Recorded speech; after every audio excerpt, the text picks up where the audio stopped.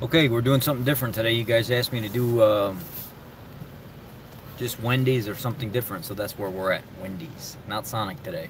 The last 5 days have been Sonic. Maybe I'll do the next 5 days something different, or maybe I'll do Wendy's all 5 days. We'll find out.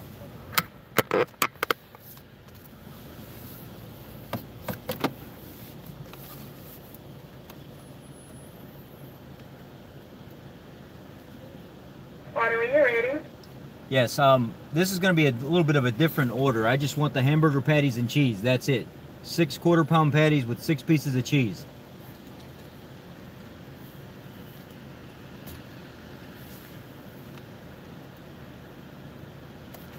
Okay, sir. Now, what was it say? You say you want just a patty? 6 of your quarter-pound patties and 6 pieces of cheese.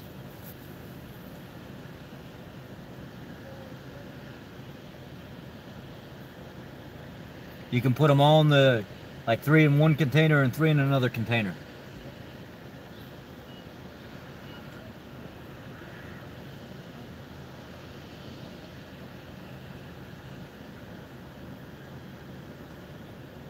You want cheese on them? Yes, please.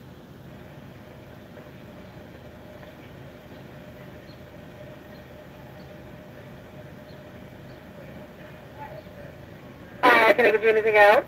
Yeah, how many patties do you have on there? I have 4. 6. Oh, you want 6? Okay.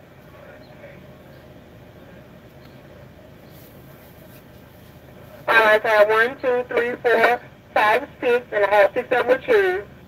Please. All right, can I give you anything else? That's it. $10.49, sir. Thank you. Thank you. You're welcome. $10.49. So it's cheaper here than it is at Sonic by $2.14. Yeah. $2.14 cheaper at Wendy's, and the patties are actually, the patties at Sonic look more real. They look like they're more pressed fresh meat, to be honest with you. The patties at Wendy's, they're more square, perfect looking. Even though they do look like real meat, it just looks like something you're not used to seeing. So it's about $2.14 cheaper for 6 patties and 6 pieces of cheese here. Well, actually it's the same price, because normally I add a drink onto it, but I stopped about 20 minutes ago and I got my drink early.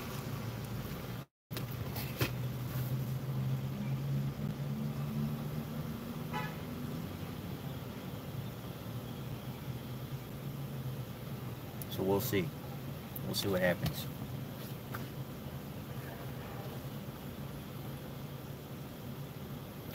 If you guys haven't seen that new movie, Medea's Funeral, Family Funeral or something like that, you gotta go see it. With as, you know, kind of depressed as I've been lately with dealing with all the move and my father being sick and work and stuff like that. You said $13.49? $13.49? So it's more expensive. $10.49. $10.49, okay. $10.49. So it is $2. Well, it's the same price, because normally, like I said, I add a drink onto it, so it would be almost identical price-wise as Sonic.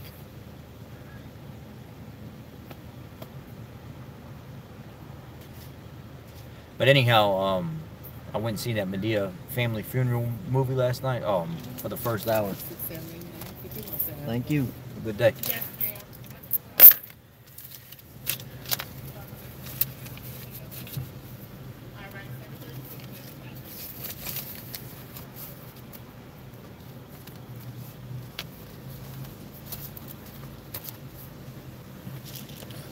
Nope. Thank you.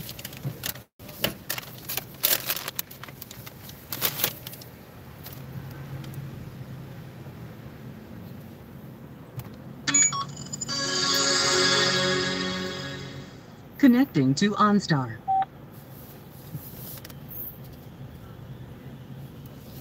Is there a park around here? A park? Yeah, somewhere you can sit down and eat or something like that. Yeah, look. Yeah. This call may be Compton Park would be the best one to go to. Hello, Go this is down- Noreen. How may I assist What's you? the best way to go? You agree on Versailles. Yeah, go to Walgreens. Mm-hmm. Take a right? No. Go all the way down to where you're by Sonic and by the Walmart. Take that right. Take the next right after that. And then you get on Versailles, go all the way down. You can't miss the park. Okay. It's right off of Versailles. Okay, thank you. Oh. Are you there?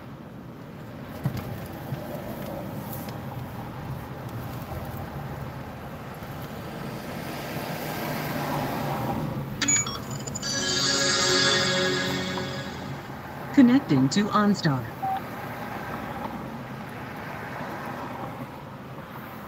I don't know, they kind of seem like a bunch of local crackheads, so I'm not going to take their advice. This call may be This is Robin. How may I help you? Yes, I'm trying to find a local park. I'm going to go sit down and eat somewhere. And Okay, I'll be happy to help you with that. What's the name of the park? Or you just any park? I don't know, I pulled over there. I seen some people walking across the parking lot. Where I'm at, it's kind of like a little bit of a shady area. And I kind of asked them, and they looked like they were kind of tweaked out of their mind. And they were like, go to this Compton. They were like, go to this Compton Park, and he's trying to tell me one direction, and she's trying to tell me another direction, and I was like, I don't Never mind. Yeah. Okay, so I have Bringhurst Park. That one's pretty close to you. I can download that. And They said it's something there's called Compton Park. Compton. Let's see. I'm gonna search for Compton. Or just send me to any park. It don't matter. I just want to sit down and eat. I don't care. I don't want Okay.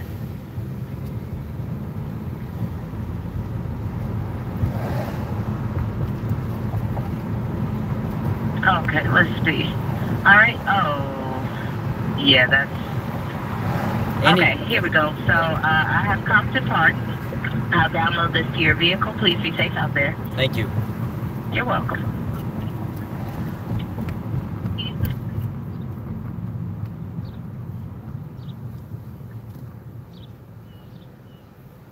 Directions are now being sent to your vehicle.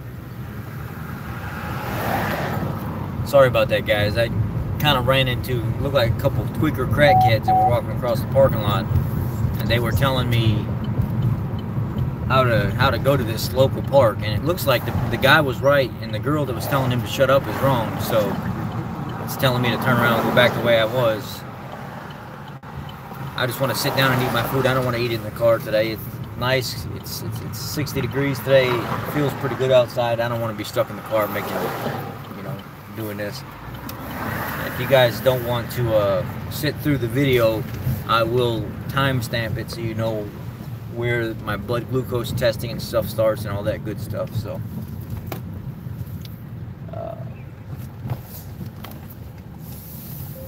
You have left the planned route. Directions will resume automatically when you return to the turn right onto Louisiana 1203 Jackson Street.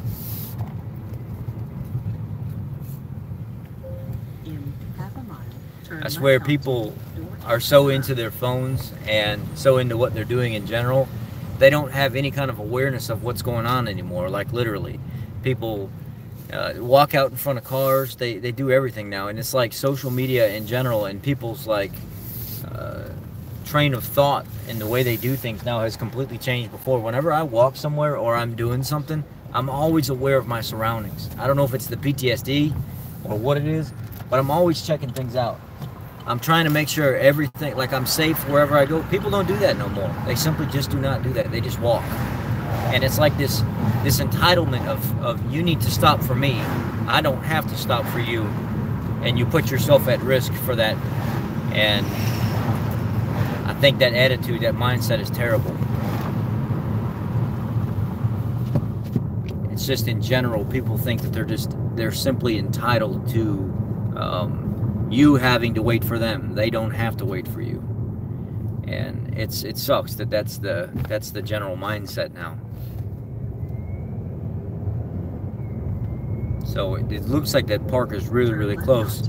And the thing that's ironic is where that crackhead and that the two crackheads, the tweakers or whatever, gave me the directions to the park was right across the street. They're telling me to go down the road 3 or 4 blocks and then make a right when the park is right here, right where we were at, in the same parking lot.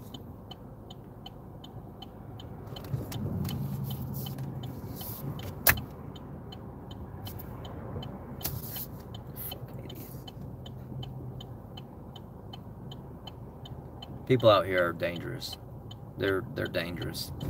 You know, I got a whole row of traffic stopping, trying to let me go, and the guy, he ends up ducking out of traffic so he can go in the outside lane and then cut me off, and I could have hit him. I was about to go. 300 yards, turn right onto I don't know. I just don't know about people anymore, really. turn right onto Haven Lane. It's everybody's mind is in the gutter. People in general anymore, they just kind of suck. And everybody's self-entitled now. People wear their feelings on their sleeve and easily hurt. Come on. Nobody, you know, when you're moving somewhere, when you're going somewhere, everybody thinks that you need to be at their pace now. It's like people just in general don't have a conscience of time anymore, and even if they do, it's their time. Just life in general, it sucks. It just really sucks sometimes the way people they don't have consideration for other people in their life, and I see that more and more every single day. Is people in general just suck, honestly. Turn left onto Okay. Greenfield Boulevard. These homes are pretty nice over here, so maybe we're in kind of a decent area. Okay, here's a schoolhouse.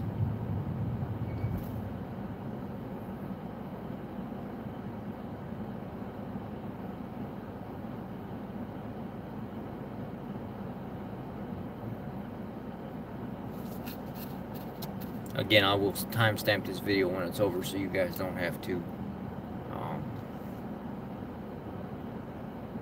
wait. This is a little bit different one because I went to a different place to get food. Oh wow, this is a pretty big park actually. This is a nice park. Your destination is 325 yards ahead. 325 yards ahead. I wonder if they got some kind of benches where you can sit down and eat your food or Your something. destination is 375 yards ahead. It don't look like it.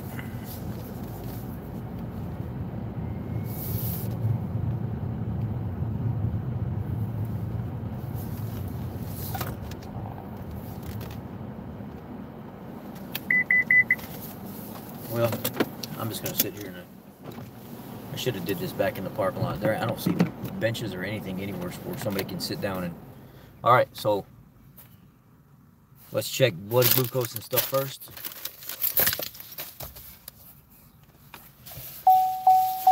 Looks like a nice little park, but it's more of like a big walking trail.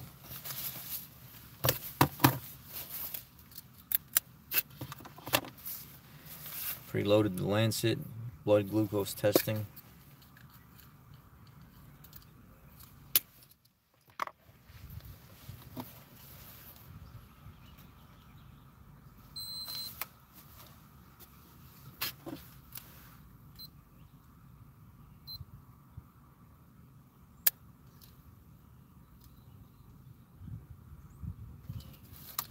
Okay, getting blood.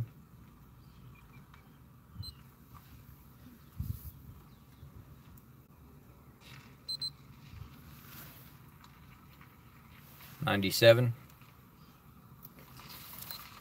I know exactly why that was. Last night, I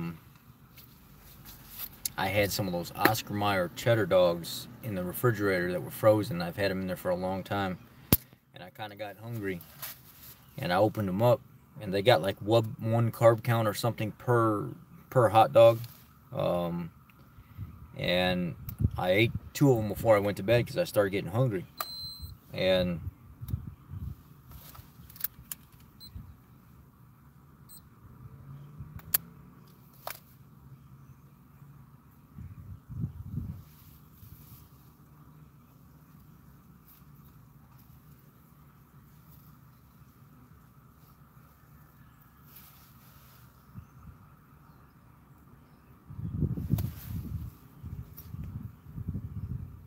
man, that didn't do nothing.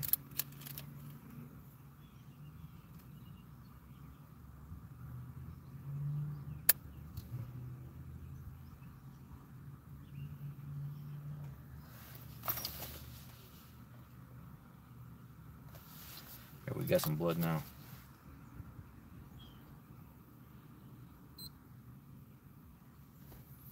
But anyway, I ate a couple of those cheddar dogs last night before I went to bed, and they do got a couple carb counts and dextrose in it. Look at that. Brought my ketones down to 0.5. I knew that was going to happen too. Bad choice, man. Hey, good morning. Bad choice. But anyway, the cheddar dogs from Oscar Mayer. I had 2 before I went to bed last night, and I had 2 when I woke up this morning because I was really hungry. I've been in a big caloric deficit, and I can't have them. Look how much they brought my ketones down from 1.1 down to 0.5. Just those Oscar Mayer dogs, I can't have them. So that was part of an experiment already. Having a couple of them, I realize now it really affects my ketones a lot. And it's only 1 carb per serving.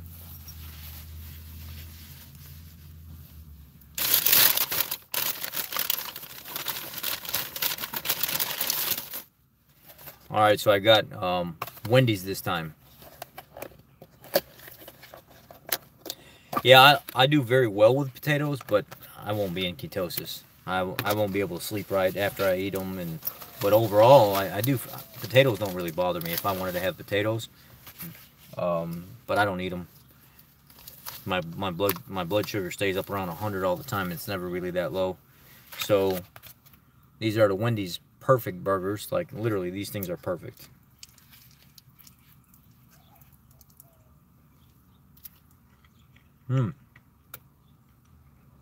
That's good.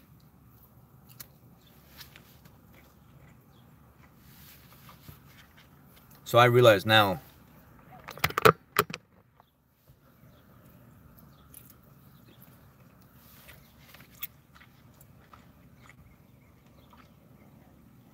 I can't do fiber.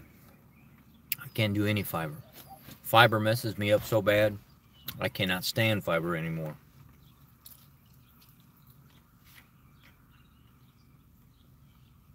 Fiber, I'll have all kinds of problems if I start eating fiber. Okay, I think I came to the right park. Because even though I'm sitting in my car and I'm eating my food, I get to see all the ladies jogging around the track. And I get to watch the eye candy. Seriously. And their Spanx and their Capris and all that other stuff. I know that sounds perverted, but it's the truth. I get to sit here and watch, and this is awesome.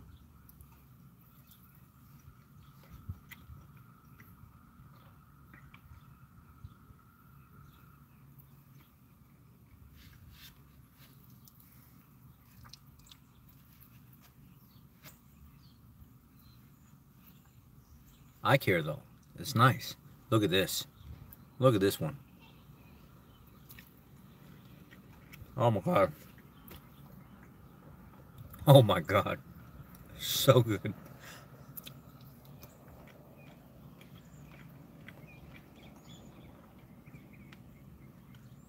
Wow.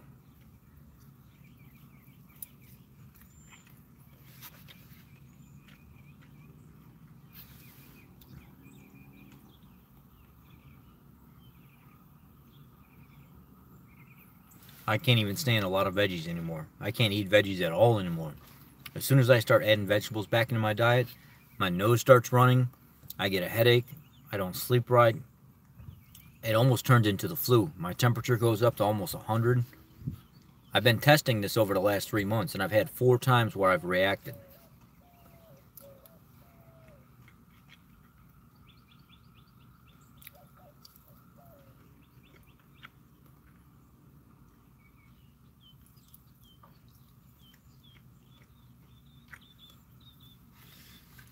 Yeah, I can't. If I eat anything, I eat some mushrooms sometimes. Or if I'm at my folks' house. If I'm at my folks' house, my mother puts broccoli or something on my plate, you know, I might eat it. But I don't eat very much of it. I just can't do it. No. Not the magic mushrooms. No. I don't do any drugs. I tried smoking pot when I was 16 years old, and I tried like 8 different kinds, and every time I tried it, I got sick. And then a friend of mine that was much older than me, he said, maybe you should try something laced, but now you're really pushing it because your body's not reacting to probably THC very well. And I quit. I went from cheap stuff to really, really expensive stuff. It didn't matter. My body almost rejects it. And I tried again when I was like 22 years old, thinking that maybe as I matured, that I would be okay with it. I'm allergic. I'm highly allergic to it. I cannot even be around it.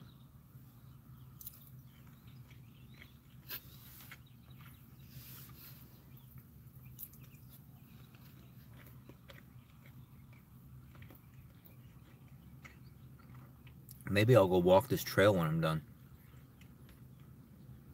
This is a good spot to sit and eat. I promise.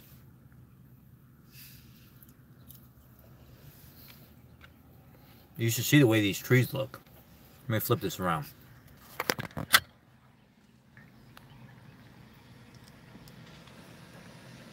Ah. Look at how pretty those trees are. Those are those trees that shed their skin every year.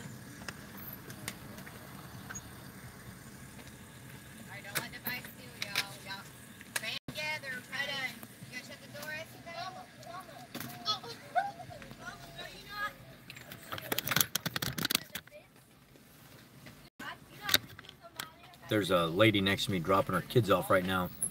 She's just gonna leave them at the park and take off. And they look like they're only like 12, 13 years old. And she told them, don't let nobody steal y'all. Y'all band together if somebody tries to come after you. Yeah, at 12 or 13 years old, I'm pretty sure if I wanted to steal a 12 or 13-year-old, I'd knock them the hell out and take them. There's no way that they would band together and stop me from doing that. I think it's very unsafe the way parents in general now practice their treatment with their children. Even at 12 and 13 years old, she just dropped 3 girls and 1 boy off at the park and said, y'all have fun. I'm just going to leave you here. I can't do it anymore.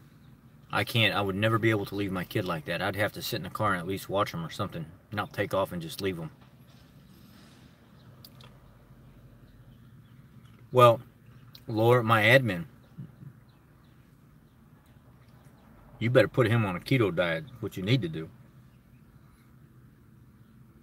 My admin, her son is, he's only like 11 years old, and he's already, what, 6 foot tall, and he was like 190 pounds or something like that, or close to 6 foot tall, 190 pounds, and he's only 11.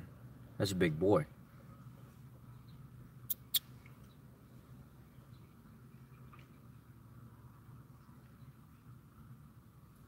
Last year he went on a keto diet and I guided them through it, and he lost like 30 pounds in like 3 months, and he said he felt great, but he lost he kept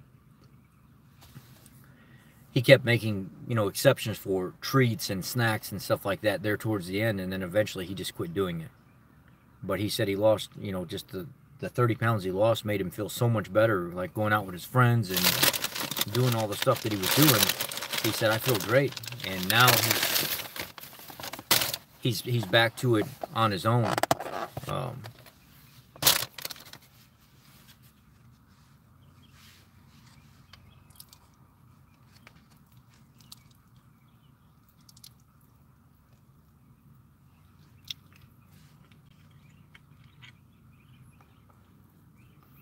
I'm to the point now where I'm doing keto. I would like some more weight loss, and I lose weight slowly from time to time. But guys, something that you may not know about me is I was in a very, very abusive childhood. Scars and stuff all over my body. I've been cut open, stabbed, big chunks of skin going out of my side where this woman tortured me. I have a lot of mental problems. And not mental problems to where I want to hurt people, but mental problems to where I get down easily. And this woman would lock me in rooms for days with nothing but a bucket, a 5-gallon bucket, and 2 babies to watch with bread and cereal and water. And if you look up I'll share an article with you guys in the comment section. I found out after all these years she wasn't my mother. What ended up happening is when my mother was 19 years old when she got pregnant with me, and my father was in her life, but my father was in the military, and every time he'd come home, she would have new neighbors in the house. She would have like people that my dad didn't know, and my dad was like, look, don't bring these people in my house without me meeting them first. Respect our house and respect me as your husband, or soon to be husband. If I don't know these people, I don't want them in my house until I've met them. I need to know that they're okay. And he was in the military at the time, so he's very protective of her. And she kept doing it and kept doing it and kept doing it. And then, you know, my dad got to the point where my dad was like, screw this, I can't do this. And I'm about to get out of the military anyway. I'm done with this relationship. If this is how you're going to be and you're not going to respect me as your soon-to-be husband, I'll move on with my life. And she kept doing it. So my dad said, I'm out. And my dad left. He moved back down to Alabama from Illinois. And he started another life down there. And he got a call about 2 months later, and she said, well, I'm pregnant, and you're the only guy that I've been with for 6 months. And he said, well, 6 months? We've been together longer than that. And she said, yeah, I know, but you're the only guy that I've been with, and now I'm pregnant. And he said, well, if it's my child, I'll take care of him. I'll do, or the child, not, he didn't know if it was a boy or a girl. And she went through the whole term, and he said, just let me know. Just let me know whenever the child's about to be born, and I'll come help and stuff like that and get everything situated. When I was born, she never even called him. She never told him anything about a due date or nothing like that. He's living his life in Alabama. She's in Illinois. And, you know, that's, what, 1,200, 1,300 miles away. And my dad didn't know anything that was going on. And she called him up and said the child died at birth. Wouldn't let him have anything to do with me, and lied to him and said, your child died at birth. So my dad, until I was about 25 years old, didn't know anything about me. He thought I was dead, like he lost his first son. That, you know, my dad doesn't have boys. I was the only boy, and he thought my whole life that I was dead. And she ended up, my grandparents saw this as an opportunity to get custody of me, because they had treated my aunts and uncles so bad. You know how our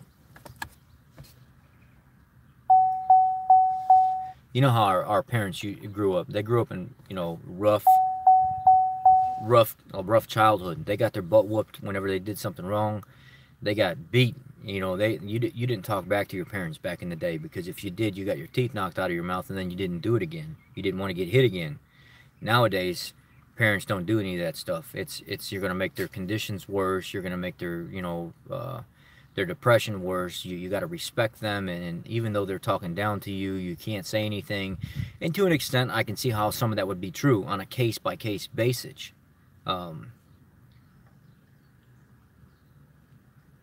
I can talk about that another time, just not right now. White privilege. I think there is such a thing, but I think it's blown out of proportion. Nowadays, I think everybody pretty much has the same chances in life. It's just we've been tainted with so much stuff in the past that people see that it's still hanging around, and to an extent it is, but it's not like people make it out to be. But I don't want to talk about that right now. I want to finish telling my story to you guys. So my grandparents beat the mess out of their kids when they were younger. I mean, locked them up. My uncle was out in the yard one day, and they were cleaning the outhouse in the house back in like the 20s or 30s or something like that. And he said, I remember your granddad coming out, and I was standing next to the hole that we were cleaning out, and he hauled off and knocked me right in the top of the head, and I fell down that hole, you know, 8 feet. I couldn't get out of it, and the only people that were home is my sisters, and they couldn't figure out how to get me out of that hole. And he said, your granddad, he got in a truck and he just drove off. He didn't care. He left me down there. And he said his sisters went and got a bunch of extension cords and tied them together and tied it to a tree that was outside and dropped it down the hole. And that's how, he said, that's how we were treated back in the day. You didn't run your mouth. You didn't talk over adults. You didn't have a say-so. The adults were the ones that controlled everything. And if you opened your mouth, even if you were right, you got hit. So my grandfather treated my aunts and uncles so bad growing up that this was his opportunity to look at my mother being pregnant with me and saying, I bet you if we took her to court, we could get custody of him. And we could start all over again and do things that we didn't do before.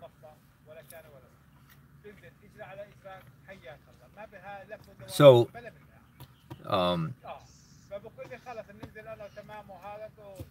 it is. You're right, Heather, it is. And it sucks that these comments won't show up when this is all done. The comments of you guys messaging me and talking to me, when this is all done, I don't like how Facebook does that. Once I upload this video completely, all these comments are gone and it starts fresh all over again. I wish people could see our messages back and forth. So they took my mother to court and claimed her to be an unfit parent, and they got custody of me. My grandparents got custody of me when I was just a child. I was an infant, and they waited for me to get off the nipple and stuff like that, and where I could be bottle fed, and they finally got custody of me.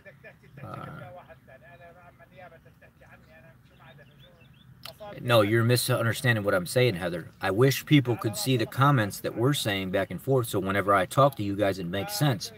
Because whenever this video uploads, people are going to be like, what's he talking about? Who is he responding to? Because I don't see it in comments here. I don't like how Facebook does that, or YouTube does that anymore. Once the live video is over, all the comments are deleted and it starts out fresh, and then people see you and you're like, this guy's weird. Why is he talking to himself? No, I'm talking to people that are on the screen. It's just you don't see the comments anymore. So my grandparents ended up getting custody of me, and I gotta roll this window up because this guy next to me here is talking in his car, and he's talking like he doesn't have a volume button. He's got to talk at the top of his lungs, and his phone's got to be right in front of his face, and he's screaming into the phone. But my parents, or my mother, basically gave up custody of me because the court saw her as an unfit parent. And what it was my grandfather had money. My grandfather paid the court system, basically the legal system, to side in his favor. Back in the day, money was what made you win or lose court cases. I mean, it was easier to get away with stuff back then than it is now. And that's how he won. And he got custody of me, and I'm not gonna lie, from all the pictures I seen of my grandparents, I was treated like a king, like a little prince. My granddad took me to all the vehicles he was working on. I seen pictures where he was mechanicking with me sitting right on the hood right next to him, and I would go to his little poker games with him. I'd go out to his coffee shops and the bars and stuff with him back then. And he said, you know, my family told me back then your granddad thought you were the apple of his eye. You got treated like you were his gift to life because of how bad he treated his kids growing up. He wanted to make up, and he knew that your mother couldn't really give you a good life because she was just barely getting by, but she was good enough. She was getting by enough. She would have been fine.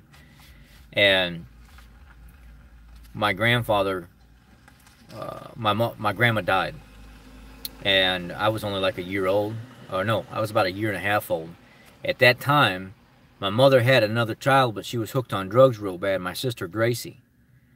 Willingly, she gave Gracie up because of the problems that she was having in life, and my grandparents got custody because they were the next of kin. And I was about a year and a half old. My sister was about a year old, I think, at this point, actually. It's been a long time. And we were laying next to my grandmother in the bed, and my grandmother passed away. And whenever we woke up, or when we got out of bed the next day, my grandfather was coming in the room to check on us, and my grandmother was dead. And he couldn't take it. He drank himself to death over the next 6 months. He was devastated by it. The family was not treating my sister very well to begin with. My grandmother and my grandfather didn't want another girl. My sister was always in dirty diapers. They didn't really care for another daughter. They wanted a boy. So my uncle would tell me stories about when your grandparents were alive, that little bit of time that they had her. I would come in on the truck, you know, like I drove all week, and then I would come in and I would think, let me stop by and check on Rich and Gracie. And he would stop in and check on the babies because my uncle, he loved us dearly, and he wanted to have custody of us. He didn't want my grandparents to have custody of us. And he would pull up in his big giant green M&M stub-nosed semi, and he would come in and check, and he said, your granddad always was holding you, he was always rocking you, grandma was always rocking you and stuff like that, but your sister was treated like crap. I'd go in there and she had a dirty diaper on, crying in the playpen or in the bed. They didn't really want to do nothing with her. They didn't really want another girl. They just barely did enough to keep her somewhat healthy, but she always had a rash on her bottom. She was always sick, and he said, I would go in there, change her diaper, get her out of the pen, play with her for a couple hours, and he said, I didn't really, you know, focus on you too much because you were being taken care of. And he said, I would always take you for a ride on my truck before we'd leave. And I said, I remember that in my dreams, going into a green semi and you driving me around. And he said, that was real. You're picturing it in your dreams, but I used to do that with you. I used to pick you up and take you out of my big semi, and we would drive around the neighborhood. And he said, you loved it. You absolutely loved it. And you said one day you wanted to drive them and you wanted to work on them. And that's funny because now today, that's what my passion is. I love working on big rigs. I'm a master certified diesel technician. It ended up becoming a reality for me. And I just worked for Ford for the last year because it was something to do. I wanted to become certified to work on Ford stuff. But my passion is in big rigs, semis, you know, over-the-road truck, farming equipment, heavy equipment, stuff like that. This cars and trucks and stuff like that, it don't pay no money. So, you know, he said, your sister got treated like crap. So when your grandparents died, what ended up happening is the family was fighting over you. They knew Grandpa had, you know, $80,000, $90,000 put away in Social Security or something like that. And they wanted access to that money. So all the brothers and sisters fighting back and forth. And he said it was a dirty situation back in the day. And he said, you don't even remember exactly what happened because you were so little. But we were all fighting. He said, my problem was I would have got custody of you because I had the best job, but I was on the road every weekend. Or every week, and I wasn't home.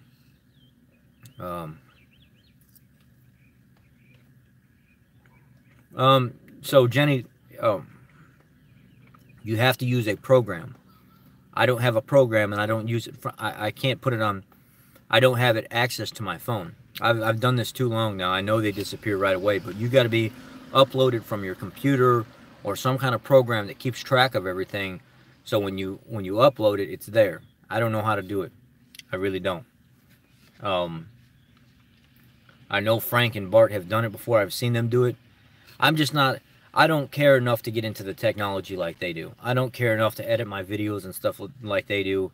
I don't care enough to spend the amount of time that they do because I have my own profession that I do where, you know, I make substantially more money than the average YouTuber because of that. If I wanted to solely focus on this, that I would be getting involved in all that stuff, but I don't really care about, you know, all the editing and all the fancy stuff like they do. People just want to hear what I have to say most of the time, and that's kind of what I'm after. It doesn't have to be fancy footage, you know.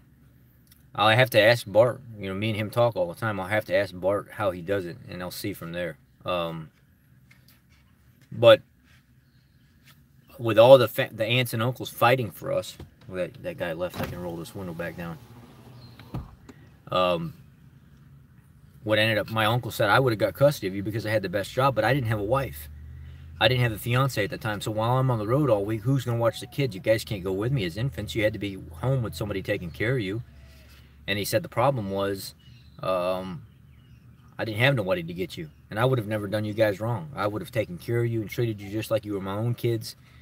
But he said your Uncle Terry and the woman that he was with at the time, Marie, that's the woman that abused me, that I've got the scars and stuff all over my body and stuff like that. And there's a newspaper article on my life where they found $4.5 million worth of cocaine in the house and all that other stuff. I'll tell you about that. That's another story another time. That was when I was homeless, living on the streets of Chicago. There's a lot of people that do know about that already. I wrote up an article on it and about how carnivore and keto has helped save my life. How being in the military and getting hurt and all that stuff has affected my life as well, with the PTSD real bad. And Marie and Terry got custody of us. And when Marie and Terry got custody of us, they were getting that, you know, $600-700 check every month from Grandpa's Social Security. That's what was coming in the mail. And they were collecting his money. It was actually more than that. I think it was closer to $100,000. They would collect that check every month. That's why they wanted us. Well, they ended up falling apart. And I think at the time we were like 3 or 4 years old. The neighbors called DCFS and was complaining about my sister having bruises on her body. And when they called DCFS and they were complaining about the bruises and stuff on my sister's body, DCFS started investigating it, and they started looking into another possible family for my sister. And they found a professor, Gary, and his name is Gary, and his wife's name is, shoot, I don't remember his wife's name now. His name is Gary, and his wife, they were both, I think they're both professors in colleges or something like that, with really nice home, really nice income, really nice educated people. We would go to a McDonald's, and these nice dressed people would show up with their nice fancy car or whatever, and they would meet with us, and they would really talk to my sister. They would hang out with her the most, but I didn't know why they liked her so much.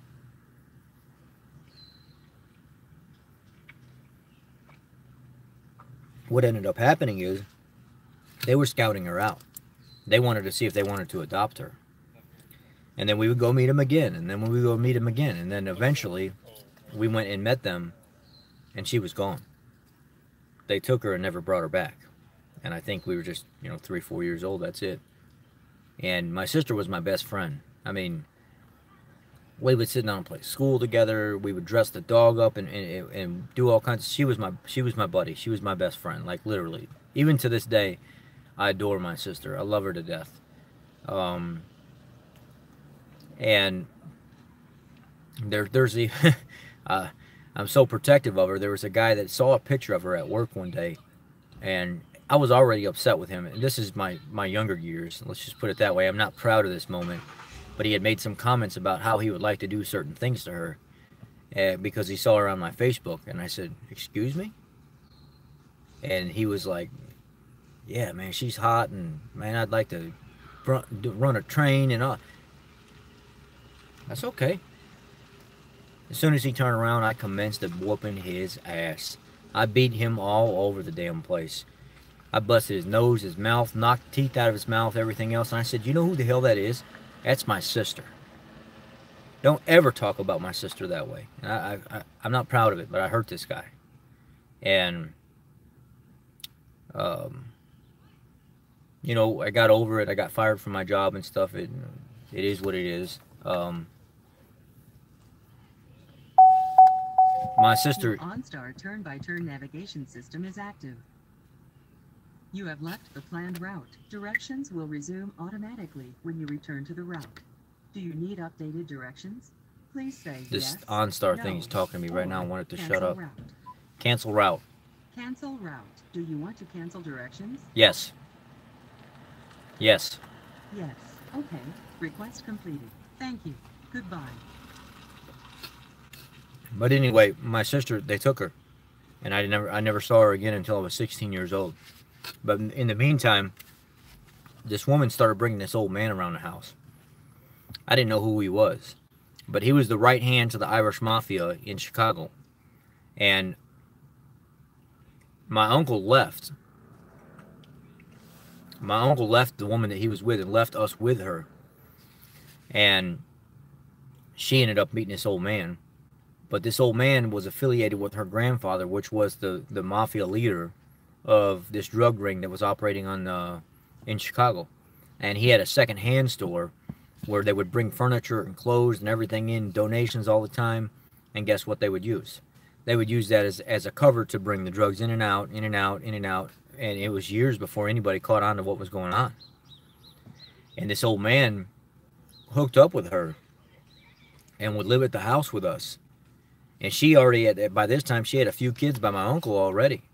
Lisa, Melvin, and then my aunt by marriage per se that I thought was my mother, ended up having 2 kids by this old man. At the time, she was 30 years old. The old man was 69. And I think a lot of people think that old people can't get young people pregnant, and that's not the case. This old man got her pregnant. She had 2 kids by him, Jason and Caitlin.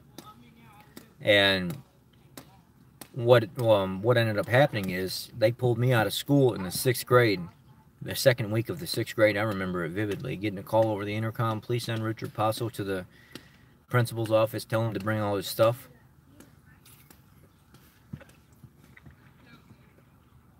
I thought I was in trouble. So I went to the principal's office. I took all my stuff with me. And she was standing there. And she said, come on, let's go.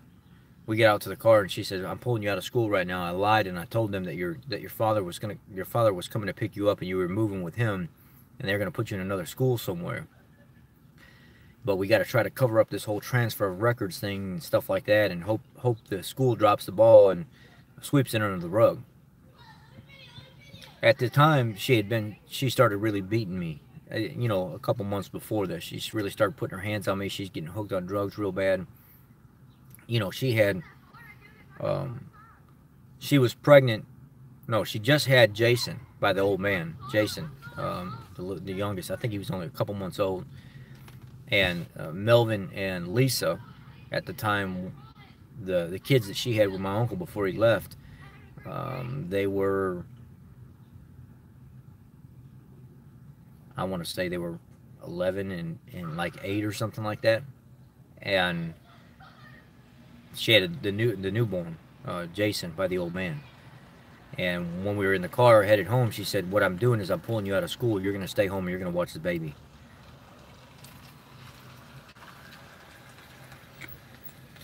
I said, how am I going to do that? And she said, you'll figure it out.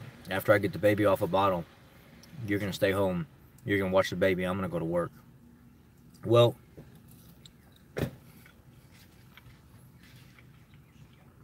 what she would do is she'd go to work. Some days she'd take me to work with her, and somebody else would stay, a friend of hers or her sister would stay at the house with the baby at the time, one baby at the time.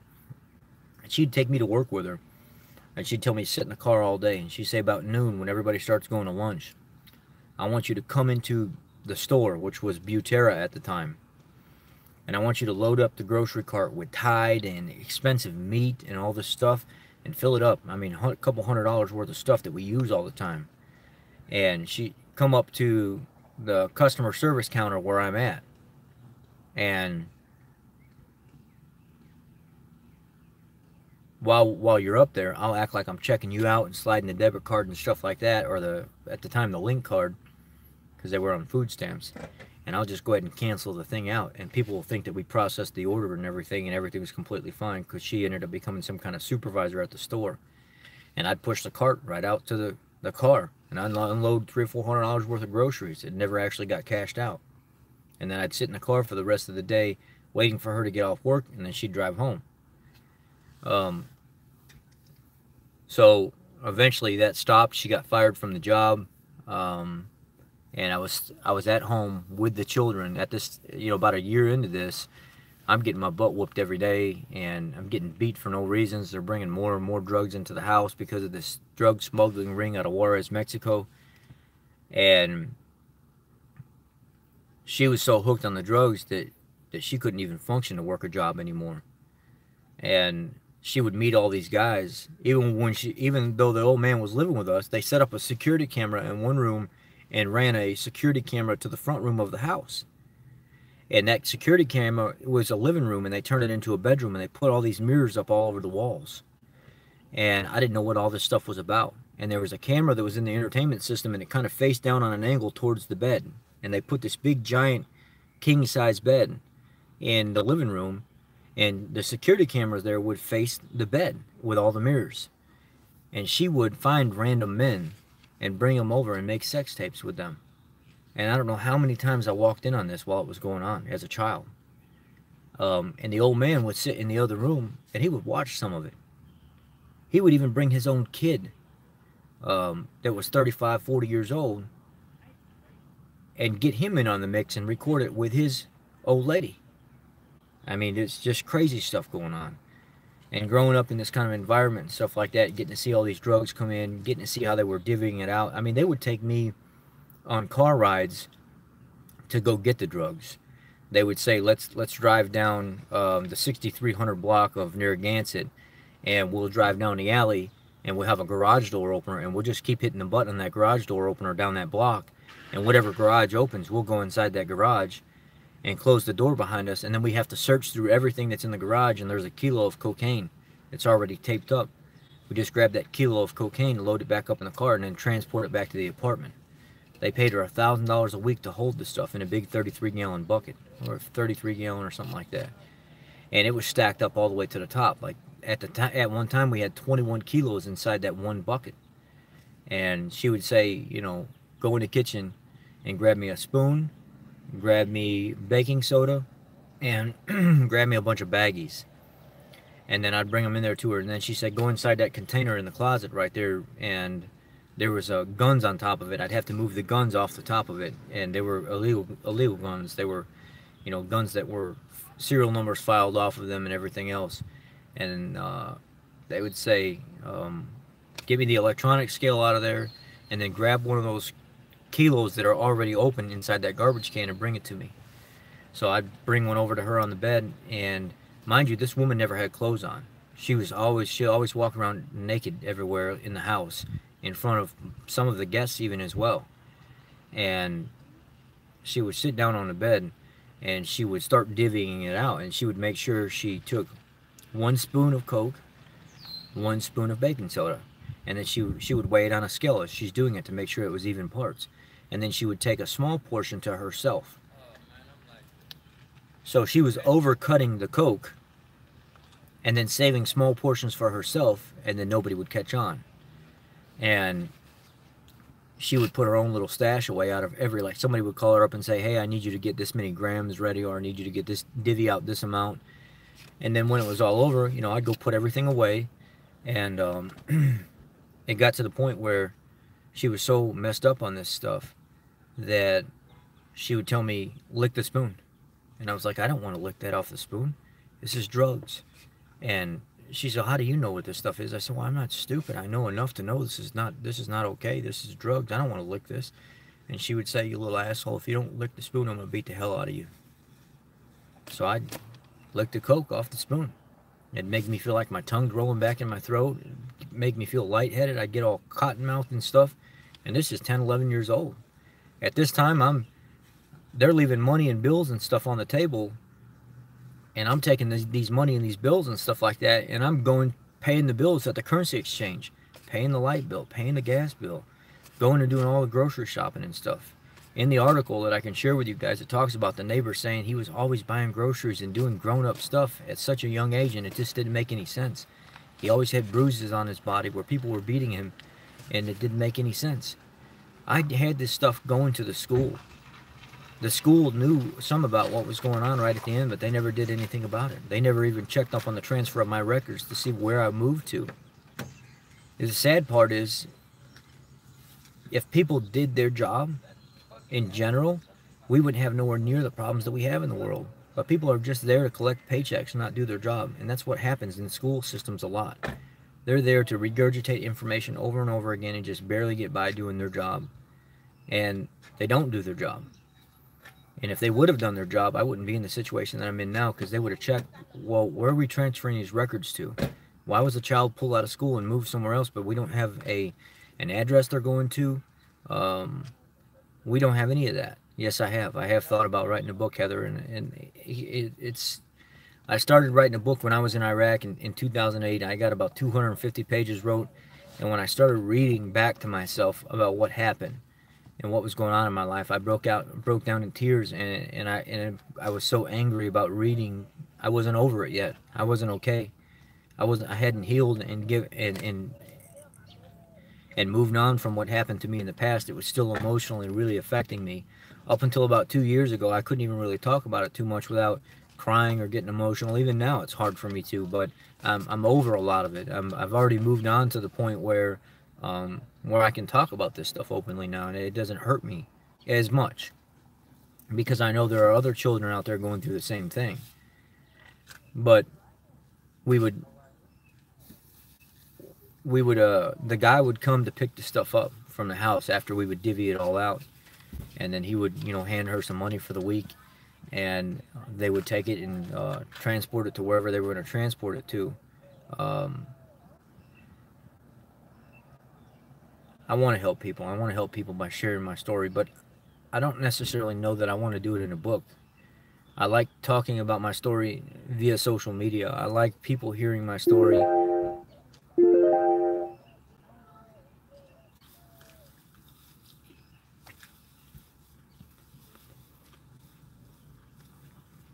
Anyway,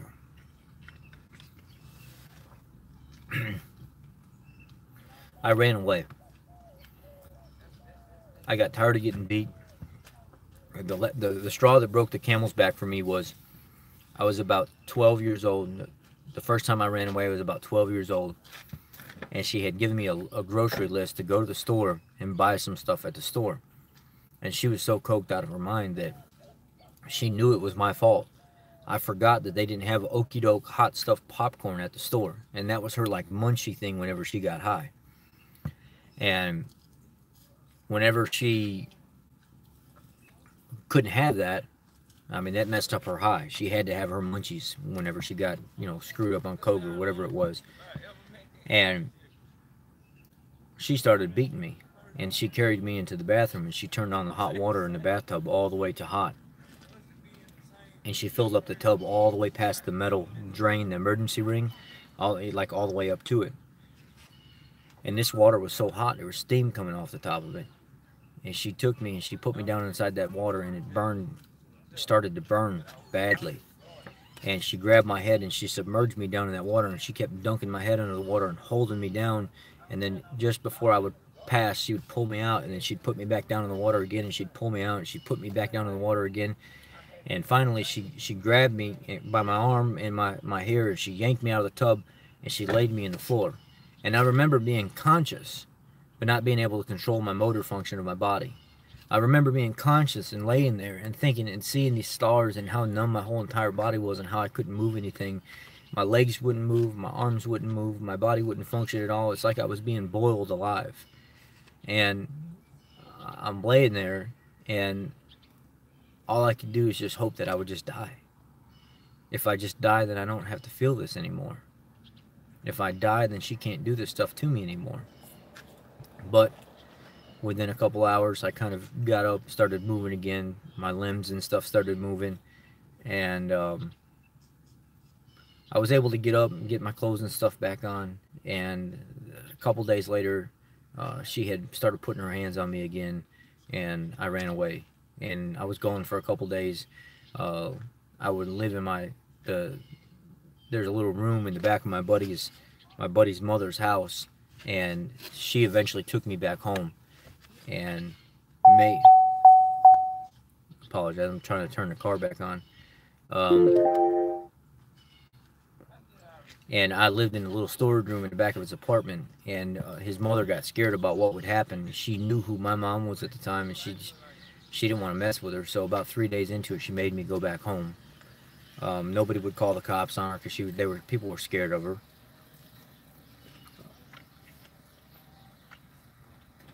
So after doing this for a few years and living this kind of lifestyle, and I remember one time she tied my hands behind my back, made me strip off all my clothes, go into the room where she had all the mirrors and the security camera, and she grabbed a horse whip and a studded belt, and she beat me for an hour and a half to the point where there was so much blood coming out of my back and my legs that I had to sleep on my stomach for like 3 weeks before I could even get to a point where I could lay on my side.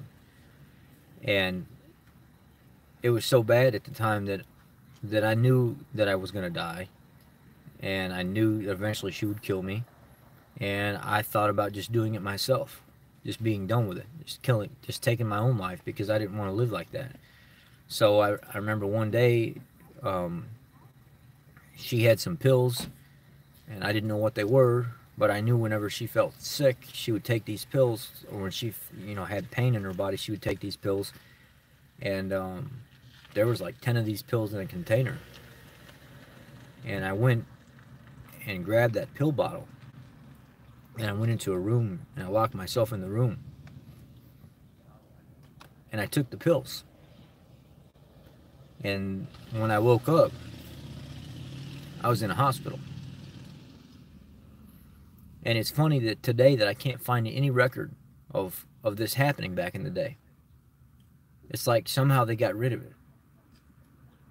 And what they had to do is they pumped everything out of my system. She figured out what I did. And I had, you know, months and months of living with that and realizing that maybe taking my own life is not the way to do it. Realizing that I just need to get out of that situation. At 13 years old, I ran away. I was living on the streets of Chicago. I was living in a park, begging for food out of the back of restaurants. Another homeless man taught me how to survive, and I had to go to the police. You know, after 3 months of being homeless and crawling inside Salvation Army boxes and everything else, I had to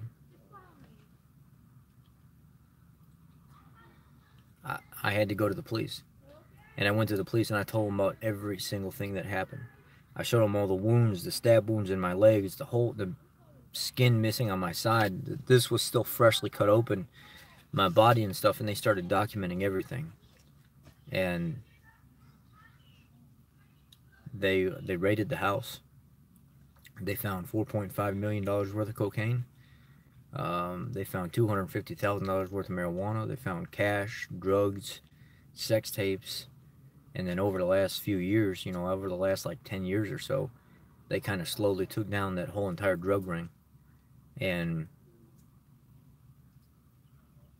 you know, here I am today, recovering after the military and in 9 different foster homes, and, you know, just trying to make something of myself. Been to, you know, almost 7 years of college now, whether it be trade school, college or not, making something of myself, you know, to the point where, so a lot of you ask, you know, the parents that you have now, the ones that you call your mom and your dad, they were the second foster family I stayed with. There's a lot of politics involved in foster care, so they kept removing me from their home, and then I would go bouncing around from foster home to foster home, and then eventually I moved back into their home, and they removed me from their home again.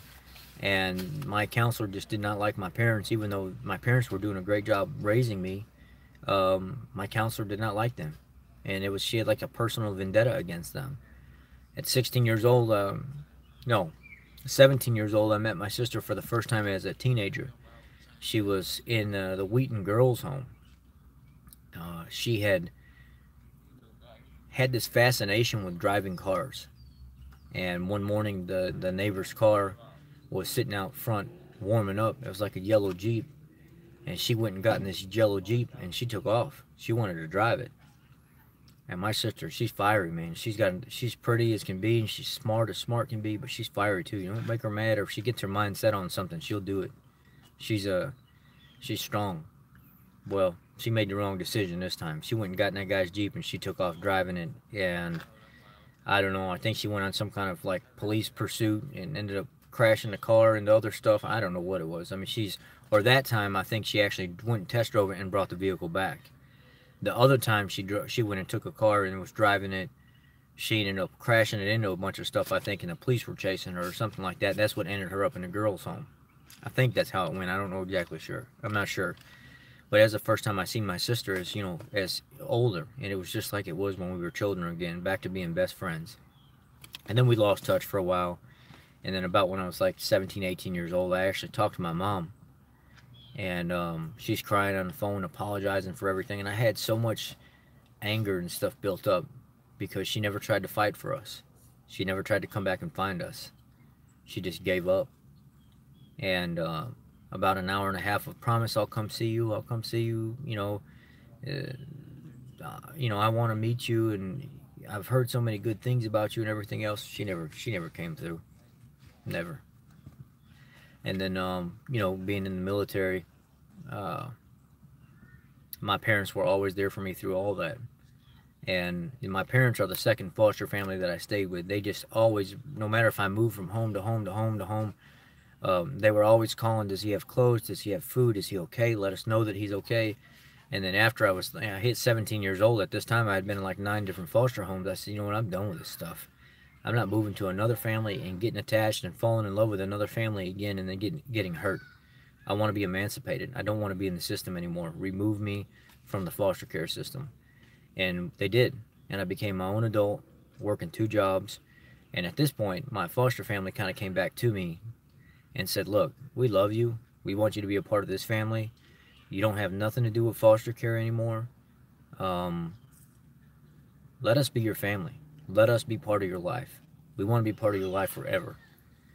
That is my mother. That's my mother and my father I speak of. That's my father that has the neuropathy right now, the one that had part of his foot removed. That's the one that I'm trying to move back next by. I'm going to pick up the U-Haul tomorrow so I can start moving.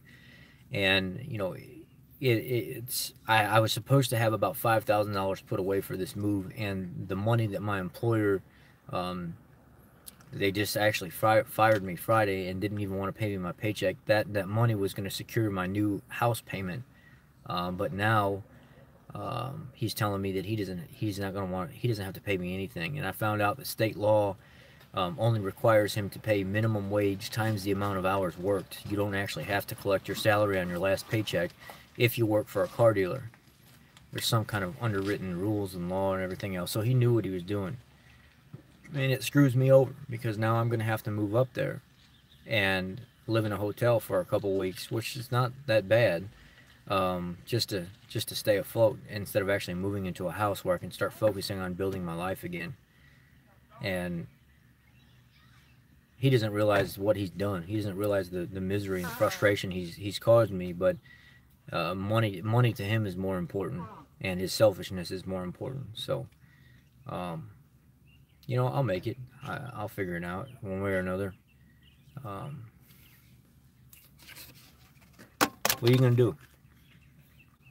You can't fix stupid, and you can't fix selfish. People have to want to fix that on their own. Now here I am, you know, again, back in a rut, trying to pull myself out of it. You know, 33 years old, thinking by now you'd be done with all that. You'd have your life together and you'd be working on it, but it just seems like I make it ahead and I retract. I make it ahead and I retract.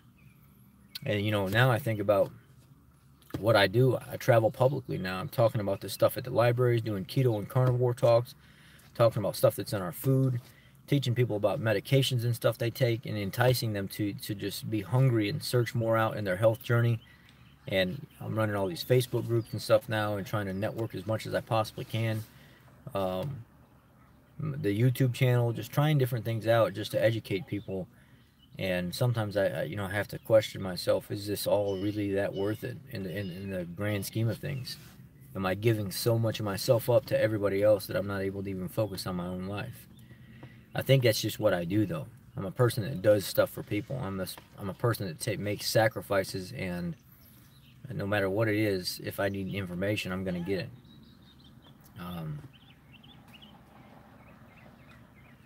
I've learned to adapt to the lifestyle now, but sometimes it's a little bit difficult sometimes.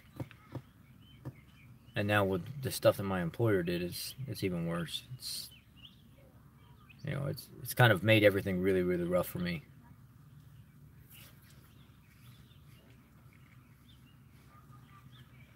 But I will survive. Well, guys, that's the gist of my story. It's not everything. There's just so much more. There's so much more. I've been through it. I've been run through the mill many times. A divorce, lost $22,000.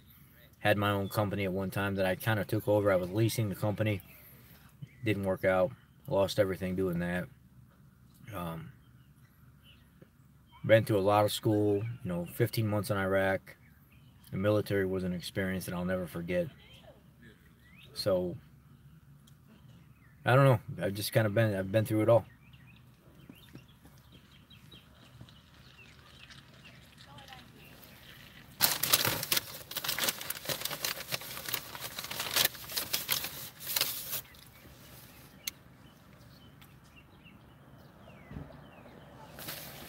So that's it.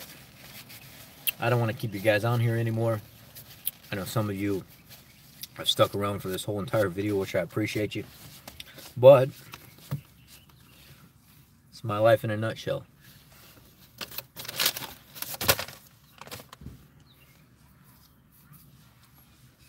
Go back here and read some of these comments so people know what we were talking about.